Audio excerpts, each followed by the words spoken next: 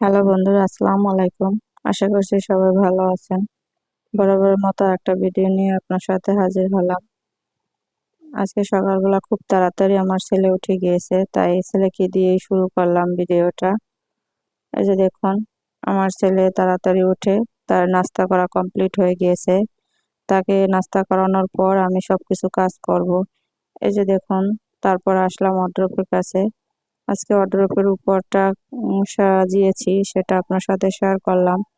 এই যে দেখুন, ওয়ারড্রোবের উপর একটা আর্টিফিশিয়াল ফুল গাছ, ওটা আমি ডারাস থেকে অর্ডার করেছিলাম। এই যে দেখুন, কেমন লেগেছে কমেন্ট করে জানাবেন প্লিজ, তাহলে ভালো লাগবে।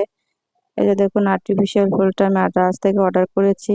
আর তার সাথে হচ্ছে ছোট্ট একটা ওয়ারড্রোব আছে। এই যে দেখুন, ছোট্ট একটা ওয়ারড্রোব, এটাও আমি অর্ডার করেছিলাম।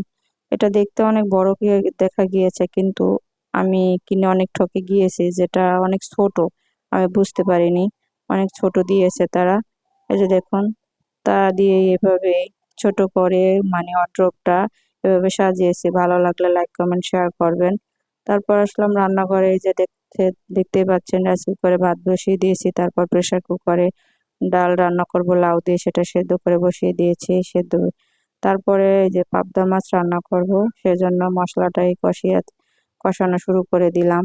এই যে পেঁয়াজ দিয়ে ভেজে তারপর মশলা কষিয়ে এই পাবদা মাছটা আজকে রান্না করব।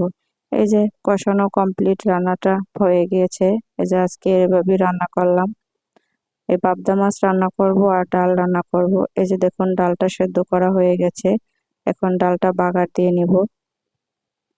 ডালটা বাগার দেওয়া হলেই কমপ্লিট হয়ে যাবে রান্না বান্না। আজকে বেশি কিছু রান্না করলাম না, শুধু ডাল আর পাবদা মাছ ভুনা করলাম। এই যে দেখুন, ডালটা রান্না করা কমপ্লিট। তারপরে এলোমেলো রান্নাঘর ছিল, সেটা পরিষ্কার করে যেভাবে গুছিয়ে নিলাম। আমি রান্না বান্না শেষে এভাবেই সবকিছু ধুয়ে পরিষ্কার করে এভাবে রেখে দেই, সেটা আপনার সাথে শেয়ার করলাম। ভালো লাগলে লাইক কমেন্ট শেয়ার করে পাশে থাকবেন।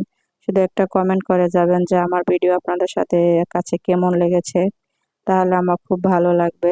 আরো ভালো করে ভিডিও দেওয়ার আমার উৎসাহ জাগবে। এই যে দেখুন, এভাবে আমি গুছিয়েছি। প্লিজ ভালো থাকবেন, সুস্থ থাকবেন, কমেন্ট করবেন।